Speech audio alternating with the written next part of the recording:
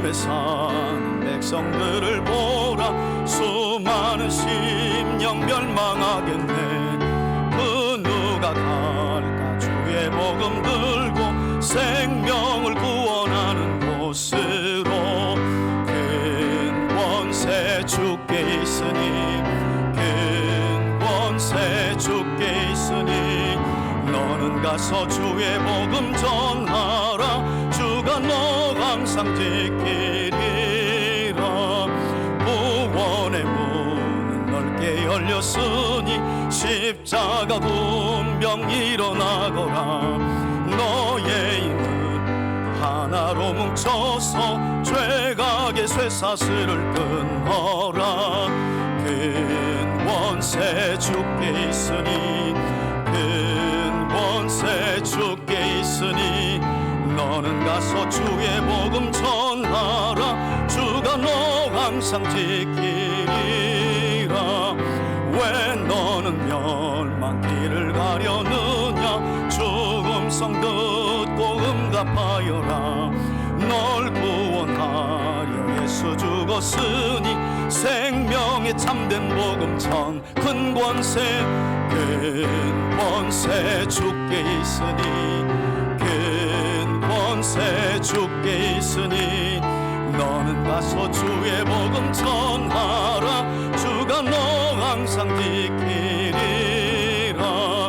온천하 만민 승리의 그날에 영광과 찬송 주께 드리네. 속죄함이 구원받았으니 기쁘게 할렐루야 부르세.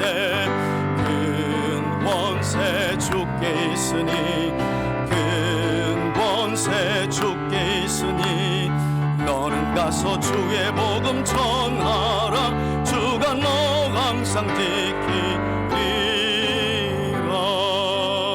사도행전 9장 32절로 마지막 절까지 말씀입니다.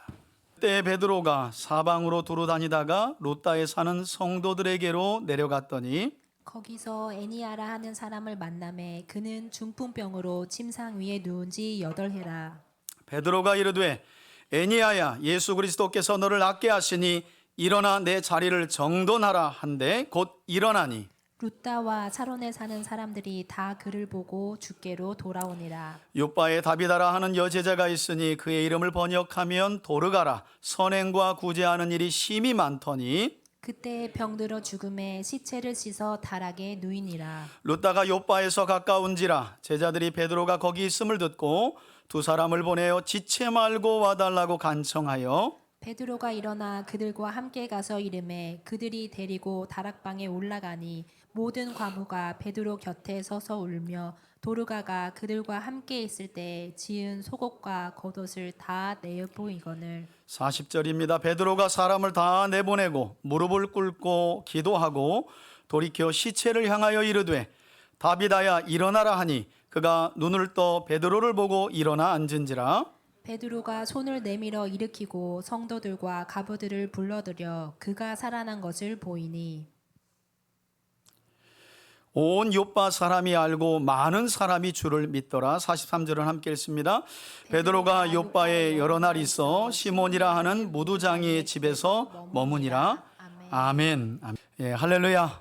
예, 오늘도 우리 예배 가운데 함께 계신 진리의 성령께서 사도행전을 통해 선포되는 진리의 말씀을 우리 3대 가족들에게 깨닫게 하실 뿐만 아니라 깨닫게 하심으로 우리 안에 참된 회심이 일어나고 또 회심한 성도들을 거룩해 하시는 하나님의 은혜가 저와 여러분들에게 충만히 임하길 주의 이름으로 축원합니다. 벌써 12월 첫째 주일입니다. 여러분들 한 해 보내면서 기도하고 소원했던 제목들이 많을 텐데 그 가운데서는 이루어진 것들도 있고 또 아직까지 우리의 소원처럼 이루어지지 않은 것들도 있을 텐데 우리 한번 12월 마지막 달 시작하는 의미에서 한번 우리 서로 우리 옆에 계신 분들에게 이렇게 한번 인사했으면 좋겠습니다. 한번 따라합시다. 한 달이면 충분합니다. 예, 할렐루야. 예, 여러분 하나님의 응답은 한 달이면 충분한 줄 믿습니다. 포기하지 마시고 낙심하지 마시고 우리와 함께 하시고 우리의 작은 신음에도 귀를 기울이시고 응답해 주시는 구원의 하나님을 마지막 달까지 저와 여러분들이 믿음으로 바라볼 수 있기를 주의 이름으로 축원해 드립니다. 여러분, 지난 주일 우리는 스데반의 순교 이후에 예루살렘에 있는 초대교회 성도들에게 닥친 큰 박해로 인해서 오히려 예수 그리스도의 복음이 온 유대와 사마리아와 에디오피아를 넘어 땅끝을 향해 나아갔던 일들에 관해 살펴보았습니다. 특별히 그 가운데 유대교의 열심을 가졌던 사울이 아람에 속한 다메섹에 거주하는 그리스도인들까지 체포하려고 가던 중 그곳에서 부활하신 예수님을 극적으로 만나고 회심한 이야기와 함께 이렇게 예수 그리스도를 메시아요 하나님으로 받아들인 사도 바울이 전했던 복음 전파 사역에 대해서도 함께 살펴봤습니다. 안타까운 사실은 부활하신 예수님을 만난 후 이렇게 여러 가지 박해에도 불구하고 날마다 날이 갈수록 더욱 힘을 얻어 십자가와 부활의 복음을 전했던 사울은 이제 동족인 유대인들에게 제거 대상이 되었고, 한때는 그리스도인들을 핍박하는 데에 함께 마음을 모았던 유대인들이 이제 그런 유대인들의 눈에 사울은 배신자로, 신성모독죄로 죽은 예수를 메시아로 받아들이는 이단에 빠진 자로 보여질 수밖에 없었던 거죠. 그래서 이제 사울은 더 이상 유대인들에게 친구가 될 수 없었고 그들의 제거 대상이 돼서 어쩔 수 없이 그의 고향인 다소로 가이사랴에서 배를 타고 피신할 수밖에 없었다라고 성경은 말씀합니다. 여러분, 신기하고도 놀라운 건 이렇게 예수를 믿기만 하면 이스라엘 땅에서 엄청난 박해가 가해지는 그런 상황 속에서도 사도행전 9장 31절, 오늘 본문이 시작되는 바로 앞절을 보시면 성경은 오히려 교회가 평안하여 든든히 세워져 갔고 또 성령의 위로로 성도들의 수가 더 어떻게 해요? 많아져 갔다라고 말씀한다는 거예요. 여러분, 때때로 우리는 환경에 매이기도 하고 또 그 환경 때문에 넘어지기도 하지만 하나님은 결코 하나님의 뜻을 포기하거나 내려놓거나 뒤로 미루는 일이 없는 줄 믿습니다. 그래서 성도들은 하나님의 약속을 붙들고 믿음으로 나아가야 하는 것이죠. 자, 그런 중에 오늘 본문을 보게 되면 이제 이스라엘의 서쪽에 위치한 지중해 연안 지역의 복음화를 위해서 이제는 사울이 아니라 하나님께서 누구를 택하여 역사하시느냐, 32절부터 함께 한번 보겠습니다. 성경이 그렇게 시작합니다. 그때에 베드로가 복음을 전파하기 위해 어떻게 행동을 했답니까? 한번 따라합시다. 사방으로 두루 다녔다. 베드로가 성령 받았으니까 열심히 전도했겠지라고 생각하시면 안 돼요. 여러분, 제가 이미 말씀드린 것처럼 이 땅은 여전히 이스라엘 땅이고 이스라엘 땅에서 예수님은 신성모독, 스스로 하나님이라고 말했기 때문에 신성모독죄로 저주의 십자가에 매달려 죽은 상황이었고, 그런 예수를 따르는 모든 사람들을 유대인들이 족족이 잡아들여 죽이고 있는 상황입니다. 그래서 사울도 이스라엘 땅을 벗어나 지금의 터키 남쪽에 위치한, 남동쪽에 위치한 길리기아 다소 자기 고향으로 피신할 수밖에 없는 그런 상황이었다는 거예요. 이런 상황이라면 아무리 사도였고 베드로일지라도 베드로도 제거 대상이라니까요. 유대인들의 살해 명단에 올라가 있는 사람이에요. 그런 점에서 베드로도 그의 행동이 상당히 조심스럽고 자유롭지 않았음에도 불구하고 그는 성령에 이끌리고 복음의 능력을 확신하며 사방으로 두루 다녔다는 거예요. 자신이 처한 위험보다도 이미 믿어진 복음의 능력을 베드로가 더 확신한 줄 믿습니다. 그래서 사방 두루 다니며 복음을 전파했다는 것입니다. 그러다가 이어지는 말씀을 보니까 예루살렘의 북서쪽에 위치한 루따에 사는 누구에게로요? 성도들에게로 내려갔다 그래요. 부활하신 예수님을 그리스도로 믿는 유대인 성도들로 보이는데, 사도 베드로가 이제 예루살렘에서 북서쪽, 이제 지중해 해안 쪽으로 가는 길목에 위치한 루따로 내려갔다는 것이죠. 그리고 거기에서 어떤 일이 벌어졌느냐, 33절 보시면 거기에서 누구를 만났다고요? 애니야를. 여러분, 사람과 사람의 만남은 하나님의 놀라운 역사입니다. 성경을 보면 사도 바울과 누가의 만남을 통해서 신약 성경의 대부분이 다 기록된 것을 보게 됩니다. 저와 여러분들의 만남도 우연이 아니라 하나님의 필연이고 역사하심인 줄 믿습니다. 하나님의 인도하심을 따라 그 위험한 상황 속에서 베드로는 이제 루따 지역으로 내려갑니다. 목적지는 요빠예요. 그래서 이 루따에 내려갔더니 누굴 만나게 하시냐면 애니야. 한 가지 오해가 좀 있습니다. 이후 내용에 나오는 다비다와 함께 많은 분들이 성경을 열심히는 읽는데 이 애니야를 여자로 하시는 분들이 많아요. 여러분, 애니야라는 이름은 남성 명사입니다. 남자 이름이에요. 남자 성도예요. 남자 성도. 예. 확 깨죠, 그죠? 그러니까 애니야는 남성 명사로 되어 있는 남자 이름입니다. 문제는 그렇게 성령의 인도하심 속에서 위험한 상황 중에 베드로가 루따에 도착해서 애니야를 만났는데 이 애니야라는 남자가 성도인데 오랜 세월 동안 어떤 지병을 앓고 있었느냐. 33절 후반절 보니까 그는 무슨 병으로요? 중풍병으로 침상에 누운 지 몇 년이라고요? 여러분, 성경에서 7이라는 숫자는 완전수거든요. 7을 넘어 8이라는 건 이 사람은 못 고친다는 말이에요.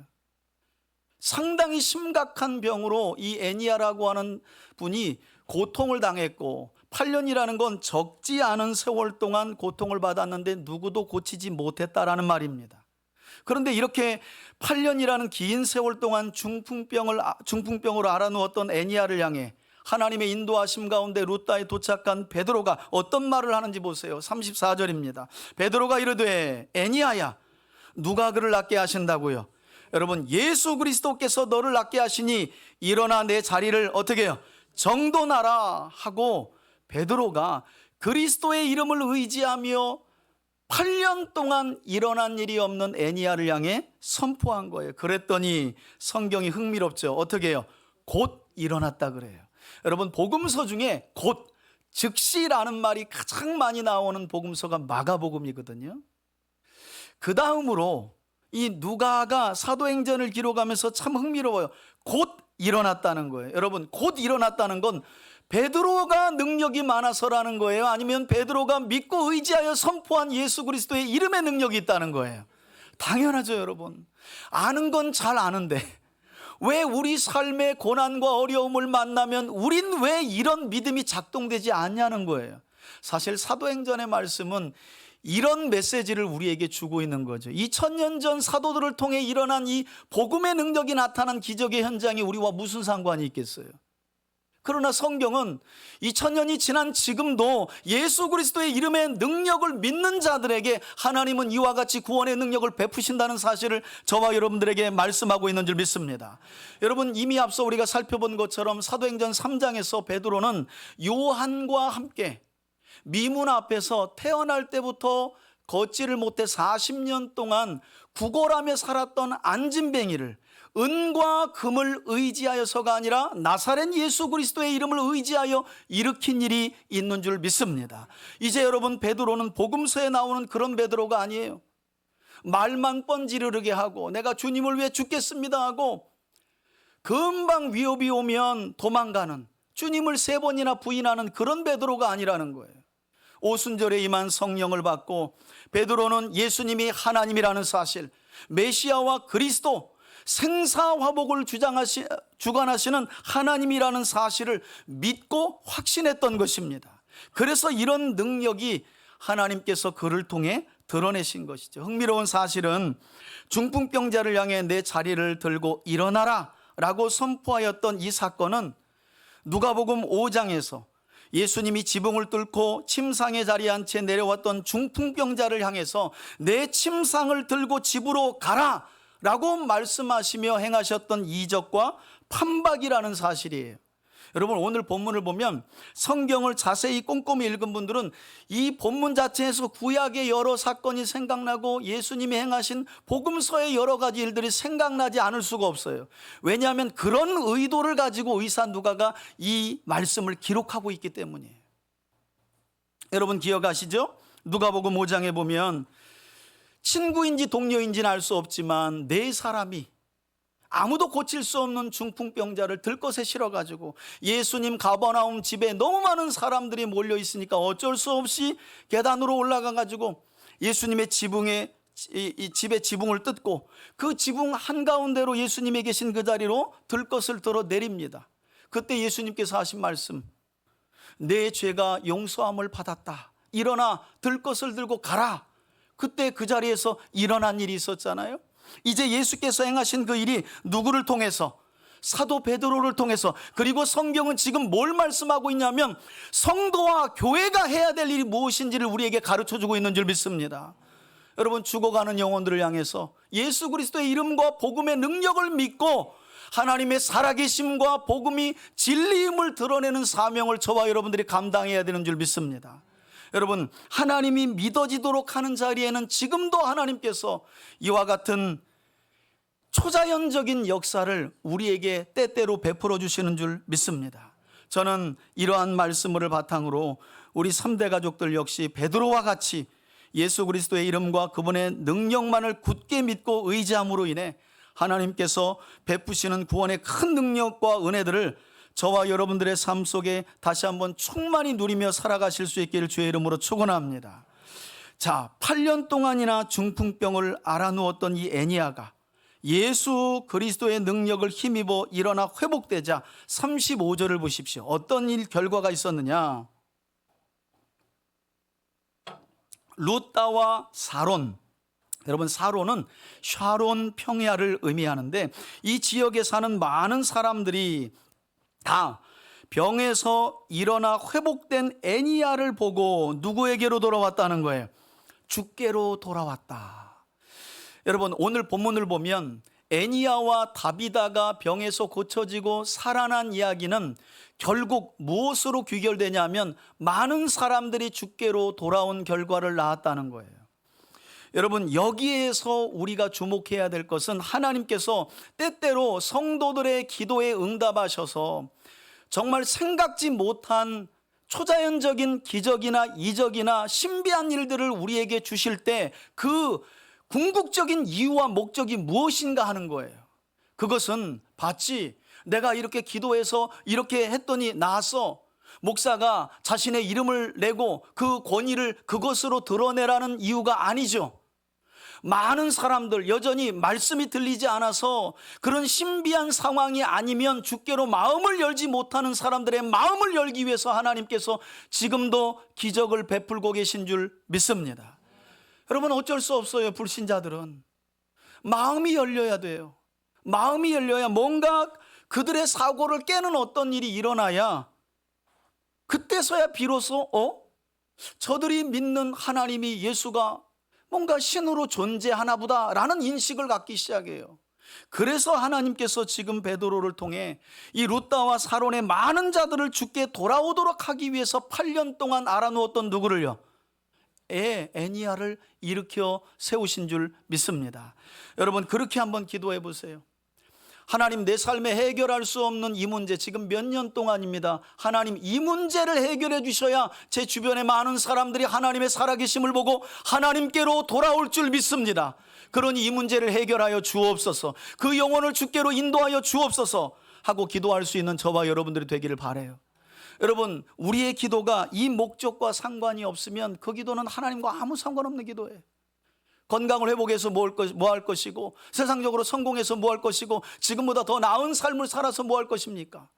하나님의 목적은 죄로 인해 죽어가는 영혼들을 주께로 돌이키는 것인 줄 믿습니다. 구약의 선지자들도 그 사명을 감당하다 다 하나님께로 갔지요.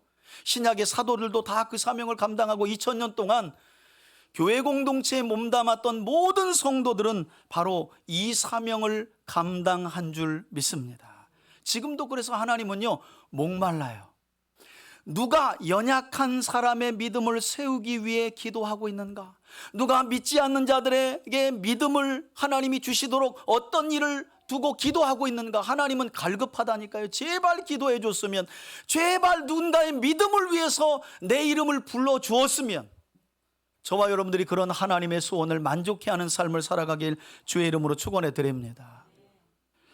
자, 그리고 지중해 연안으로 내려가는 길목에 위치한 루다에서 애니야를 예수 그리스도의 이름으로 일으켜 세웠던 베드로는 이제 지중해 해안가 쪽으로, 북서쪽으로 더 가까이 내려가서 해안가 근방에 있는, 오늘날로 보면 이 지역은 텔아비브 지역인데요, 이 지역에 속한 요빠로 내려가게 되는데, 이 역시도 하나님의 인도하심이겠죠. 36절 보십시오. 요빠로 또 내려갑니다. 여기서는 누구를 만나요? 다비다. 예. 여러분, 아람어인데요, 아람어로 다비다라고 하는, 성경에 보니까 그는 누구였다고요? 여제자라고 말해요. 여러분, 성경에서 여자 제자였다라고 하는 말은 이 다비다라고 하는 도르가가 최초입니다. 지금까지는 남자들만 예수님이 제자로 세우셨어요. 이제 성경에 여제자가 처음 등장하는데 그 이름을 번역하면 뭐라고 말해요? 또르가라, 이렇게 말하죠. 사슴의과에 속하는 노루, 이름이 노루예요. 노루. 왜 이름이 사슴 또는 노루일까? 여러분, 성경은 의미 없는 내용이 없습니다. 구약 성경을 보면 특별히 이스라엘과 하나님 사이의 진한 사랑을 노래하는 아가서를 보면 사슴과 노루는 사랑하는 자를 비유하며 상징할 때 많이 쓰이는 내용이에요. 그러면 오늘 본문에 왜 이 다비다의 이름을 번역해서, 그의 이름은 번역하면 다비다의 이름을 번역해서 도르가라고 친절하게 설명하고 있는가?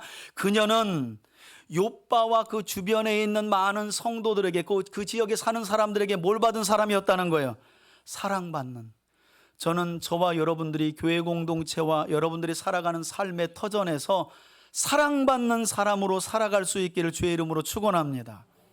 여러분, 그러면 조금 좀 마음에 좀 와닿지 않을 수도 있는데 사랑받을 짓을 하고 살아야 돼요. 여러분, 진짜 그렇습니다. 여러분, 거저 사랑은 하나님 이외에는 없어요. 사람들은 조금이라도 나에 대하여 호의를 가진 자에게 마음을 열고 그에게 호감이 가게 돼 있어요.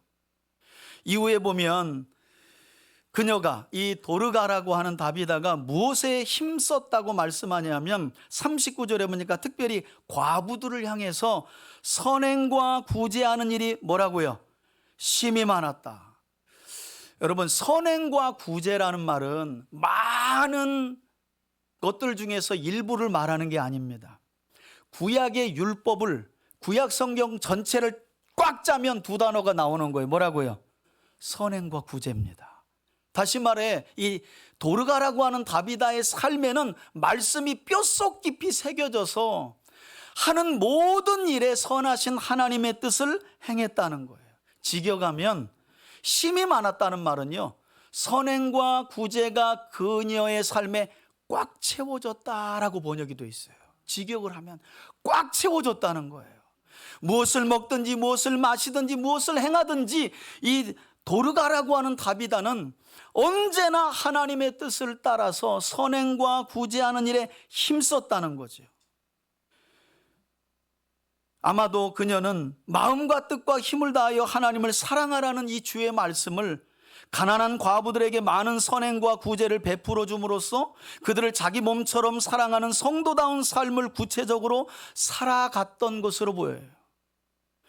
참 이런 말도 드물죠. 꽉 채워졌다.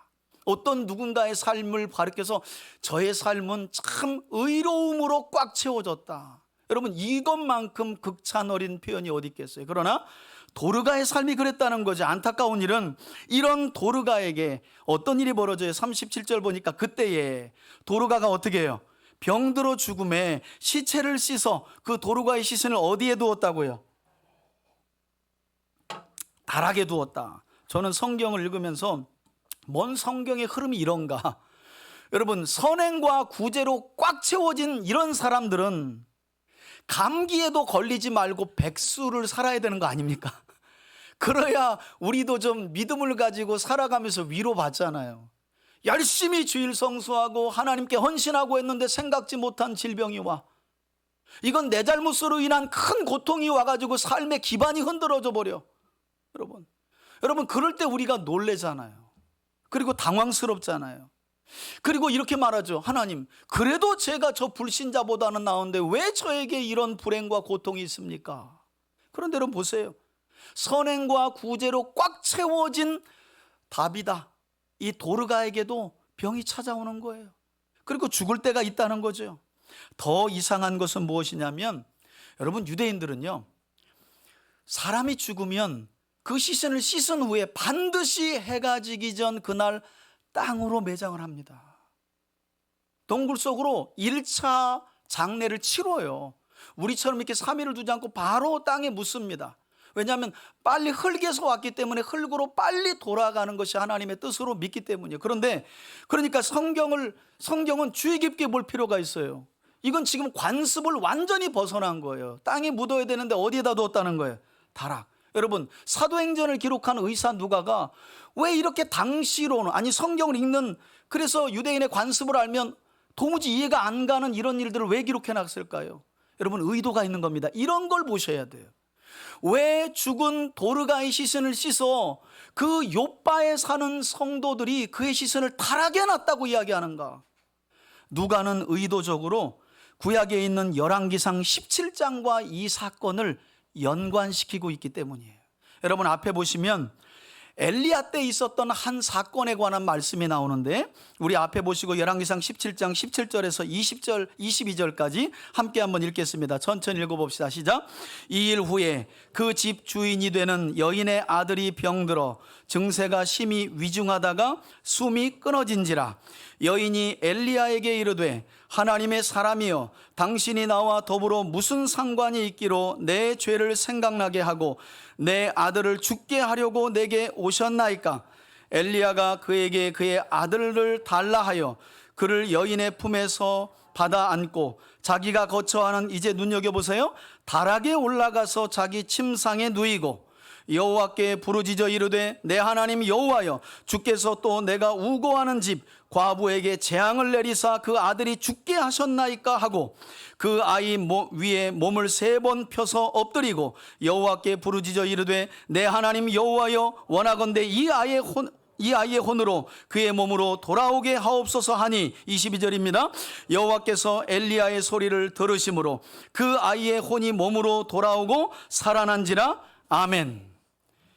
여러분, 우리가 읽었던 이 말씀은 오늘 사도행전 9장 안에 다비다 사건이 일어나기 850여 년 전 기근 중에도 하나님의 말씀에 순종하여 남은 한 줌의 밀가루로 빵을 만들어 하나님의 종인 엘리야 선지자를 섬겼던, 그것도 이스라엘 땅이 아닙니다. 사르밧이라고 하는 이방 땅에 사는 한 과부의 죽은 아들을 하나님의 종인 선지자 엘리야가 하나님께 간절히 기도해서 살린 기적적인 사건이었습니다. 그리고 하나님은 이 기적을 통해 범죄한 북이스라엘 백성들 가운데 여호와가 그들의 하나님이심을 드러내셨는데, 지금 850년 만에 이제 예수 그리스도를 넘어 사도 베드로를 통해 하나님은 동일한 사건을 이스라엘에 있는 성도들에게 베풀고 계시다는 거예요. 그리고 또 한편으로 이 말씀은 다른 사람을 향해 베푼 선행과 구제를 우리 하나님은 반드시 기억하시고 그 행한 대로 갚으시는 하나님이심을 우리에게 교훈하고 있는 줄 믿습니다. 여러분, 참 성경을 보면 신기해요. 사람은 잊어요. 심지어는 은혜를 받은 사람들도 은혜를 잊고 살아요. 그런데 놀라운 건 우리 하나님은 은혜 베푼 자의 그 선행을 늘 기억하시고 한 번이 아니라 죽을 때까지 갚으시는 선하신 하나님이신 줄 믿습니다. 여러분, 욥바에 이런 도르가가 사는 걸 누가 알겠어요? 그 지역에서는 알지. 그러나 하나님은 지역 너머에 계시는 분이라니까요. 그러니 여러분, 작은 선행이라도 그 선행하기를 주저하지 마시고 하늘에서 우리의 삶을 눈여겨보시는 하나님을 기억하며 선행과 구제에 힘쓰며 살아가는 저와 여러분들이 되시길 주의 이름으로 축원합니다. 복음서에 보면 선행과 특별히 구제는 은밀한 중에 보시고 갚으시는 하나님께서 의롭게 여기시는 행위라고 말씀합니다. 여러분, 욥바에서 베드로가 애니야를 살렸던 루따라는 지역은 걸어서 한나절이 조금 안 되는 대략 한 15km 정도 떨어진 곳이었는데요, 욥바에 거주하면서 생전에 이 죽은 도르가로부터 많은 도움을 받았던 특별히 과부들이었는데, 그들이 그녀의 죽음을 얼마나 애석하게 여겼는지 38절을 한번 보시겠어요? 도르가는 이미 죽었습니다, 여러분. 그런데 루다에 누가 있었어요? 베드로가 있었잖아요. 여러분, 그 베드로가 예루살렘에서 안진뱅이를 일으켰죠. 그리고 루다에서는 8년 동안 중풍병으로 일어나지 못한 애니야를 살렸다는, 이게 한나절 걸리기 때문에 여러분, 지금은 유튜브로 알지만 유튜브만큼이나 과거에는 소문이 엄청 빨랐습니다. 한나절 걸리는 루다와 욥바에는 벌써 예수 그리스도께서 애니야를 살린 그 이야기가 퍼진 거예요. 이제 성도들은 소망을 가지고 누가 살아났으면 하는 바람에서 도르가가 평소에 그렇게 그 지역에서 어려운 과부들을 자기 물질을 다 헌신해가지고 속옷과 겉옷을, 옷감을 만들어서 그들에게 입혀주었던, 그 선행을 했던 도르가의 죽음을 애석하게 여기면서 여기 베드로 선생님이 오시면 혹시 그녀를 살려줄 수 있지 않을까 하는 마음으로 사람을 보낸 거예요. 38절입니다. 욥바가 가깝죠. 그래서 제자들이 베드로가 거기 있음을 듣고 여기서 애니야를 일으킨 거 아니겠어요? 두 사람을 보내어 지체 말고 와달라고 간청하여.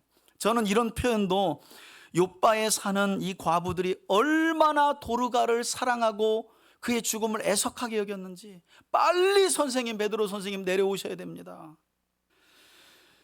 이때 베드로가 루다에서 일어나 드디어 욥바로 그들과 함께 가지요. 그리고 욥바에 이르릅니다. 그리고 베드로를 데리고 죽은 도르가를 위해 어디로 올라갔다 그래요? 다락방에 올라가니 모든 과부가 베드로 곁에서 어떻게 해요? 울어요. 예. 여러분, 가끔 장례식장에 가서 조문을 하고 예배 인도를 할 때 그런 생각 해봅니다. 내가 죽으면 몇 명이나 울까? 여러분, 그런 삶은, 그런 생각은 한 번쯤은 해보시고 사셔야 합니다. 네. 야, 그 인간 진짜 오래 사네. 여러분, 이런 말은 듣지 않으셔야 합니다. 야, 진작에 하나님이 데려가셨어야 되는데, 이런 말은 더더욱 들으시면 안 되죠. 다비다라고 하는 이 도르가의 죽음을 욥바에 사는 사람들이 얼마나 애석하게 여겼는지, 빨리 와달라고 간청할 뿐만 아니라 베드로가 왔는데 베드로 얼굴을 보면서 막 우는 거예요. 그리고 누가 먼저랄 것도 없고 과부들이요, 선생님, 베드로 선생님, 이 옷이 바로 생전에 도르가가 저한테 지어 입혔던 그 옷입니다 하고 다 누가 먼저랄 것도 없이 다 꺼내서 보여줬다는 거예요. 그랬더니 40절에 보세요. 베드로가 사람을 다 내보내고 여기서 나가십시오 하고 다락에서 내보냅니다. 그리고 무릎을 꿇고 기도하고 돌이켜, 여러분, 무엇을 향했대요? 시체를 향하여. 여러분, 요한복음 11절을 보면 예수님께서 사랑하시는 제자 나사로가 베이트 안이라는 마을에 살았는데 죽었다고 성경이 말해요. 죽은 소식을 예수님께 전하는데 예수님이 의도적으로 나흘을 체류하고 나서 베이트 안이로 내려갑니다. 의도적으로.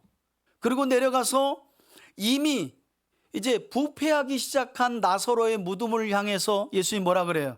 나사로야 나오너라, 이렇게 말씀하세요. 여러분, 성경에 보면 요한이 이렇게 말합니다. 죽은 자가 수족을 동이고 나왔다는 거예요. 죽은 자가. 여러분, 사망과 죽음을 향해 선포하실 수 있는 분은 하나님밖에 없어요. 그런데 그 믿음이 지금 누구에게 들어간 거예요? 베드로에게. 여러분, 하나님이 해결 못할 문제가 어디 있어요? 낙심하지 마시기를 바랍니다. 사람이 볼 때 죽은 문제이고 해결할 수 없는 문제이지, 우리 하나님은 생명과 죽음을 그 손에 가지고 계신 주권자이신 줄 믿습니다. 그러니 해결되지 않는 문제라고 낙심하지 마시고 쉽게 원망하지 마시고 그 문제를 향해 선포할 필요가 있어요. 기도를 통해서. 놀랍습니다. 시체를 향하여 다비다야 일어나라 하니 그가 눈을 떠 베드로를 보고 어떻게 해요? 앉아요. 저는 제가 베드로 같으면 제가 말해놓고도 기절했을 것 같아요. 일어난 일 때문에. 믿음 없으면 그래요. 설마 했는데 앉아 있어요. 그럼 여러분, 여러분 저만 그런가요? 아마 여러분들이라도 다비다야 일어나라 그리고 일어나면 일어난 거 보고 아마 기절할 거예요. 예수님에게 있었던 그 놀라운 복음의 능력이 사도 베드로에게 들어간 거예요. 그래서 일어나 앉았잖아요. 여러분, 복음서를 보면 예수님께서 회당장 야이로의 죽은 딸을 결국에는 회당장 야이로의 집에 가셔서 어떻게 해요? 일으키시죠. 뭐라고요? 소녀여 달리다 쿰. 여러분, 여기에 다비다야 일어나라가 바로 그 본문과 또 동일합니다. 다비다야 달리다 쿰 하고 예수님이 아람어로 일어나 걸으라 라고 말씀하신 거예요. 여러분, 베드로가 흉내내는 것 아닙니다. 베드로는 부활하신 예수 그리스도의 이름과 그 능력만을 온전히 의지했기 때문에, 그리고 예수님께서 요한복음 14장 12절에서 하신 말씀이 있었기 때문에, 그 말씀이 어떤 말씀인지 우리 앞에 보고 한번 읽겠습니다. 요한복음 14장 12절입니다. 함께 읽습니다. 시작. 내가 진실로 진실로 너희에게 이르노니 나를 믿는 자는 내가 하는 일을 그도 할 것이요 또한 그보다 큰 일도 하리니 이는 내가 아버지께로 감이라. 아멘. 저는 우리 3대 가족들 모두가 이처럼 구세주 예수 그리스도의 이름과 그분의 능력을 의지함으로 여러분들뿐만 아니라 여러분 주변에 계신 분들이 겪는 어려운 문제들을 향해 때로는 믿음으로 치료될지어다, 그리스도의 이름으로 회복될지어다, 그리스도의 이름으로 일어날지어다 하고 선포할 수 있게 되기를 바라고, 그 현장에 하나님의 살아계심이 드러날 수 있기를 주의 이름으로 축원합니다. 여러분, 가끔 제가 새벽에 기도할 때 아픈 분들이 있으면 안수하여 기도할 때가 있어요. 가끔 성령님이 그렇게 감동을 주세요. 매일 하지는 않습니다. 하나님이 그런 감동과 믿음을 주실 때가 있어요. 오지 않은 분들이 있으면 제가 그때 기도합니다. 하나님 일으켜 주세요. 그를 세워주세요. 여러분, 제가 저 자신을 믿고는 그런 말을 감히 할 수 없어요. 제가 누군데. 그러나 예수 그리스도의 이름과 능력은 나와 나의 어떤 상황이나 형편과 전혀 상관없는 거예요. 믿음으로 선포할 때 하나님이 역사하시는 줄 믿습니다. 자, 도르가가 살아난 베드로 앞에 앉지요? 그랬더니 41절 보십시오. 베드로가 손을 내밀어 도르가를 어떻게 해요? 일으키고, 이제 앉았는데 어떻게 해요? 일으켜요. 여러분, 성도들과 과부들을 다시금 다락으로 부릅니다. 그리고 도르가가 살아난 것을 그들에게 보이니 애니야 때와 똑같이 42절 보십시오. 이번에는 루다가 아니라 어느 지역 사람들이, 요빠 사람들이 알고 많은 사람들이 어떻게 해요? 주를 믿더라. 여러분, 이것은 엘리야 선지자가 죽은 과부의 아들을 다시 살린 후에 그 과부의 일로 하여금 여호와가 상천하지의 유일하신 하나님이심을 드러낸 것처럼 사도 베드로 역시 그가 행한 사역을 통해 부활하신 예수 그리스도만을 드러냈음을 우리에게 가르쳐주고 있는 것인데, 그리고 나서 마지막 절을 보면, 저는 이 마지막 절이 상당히 예전에 성경을 많이 읽을 때 왜 이렇게 끝나지 했어요. 여러분, 마지막 절을 보니까 이렇게 욥바에서 도르가를 다시 살려낸, 그리스도의 이름으로 살려낸 베드로가 누구의 집에 머물렀다고 하면서 행적이 맞춰지냐? 43절 보십시오. 베드로가 욥바에 여러 날 거했습니다. 그랬겠죠? 도르가가 살아난 일 때문에 그 지역 사람들이 전부 다 부활하신 예수님을 믿겠다고 몰려오니까 베드로가 그 예수가 누군지를 가르쳐야 했을 거 아니에요. 그러니까 그 지역에 욥바에 여러 날 머물러 있었던 거예요. 그런데 우리 같으면 당연히 죽은 도르가를 살렸으니까, 그리고 그 집에 다락이 있다며요.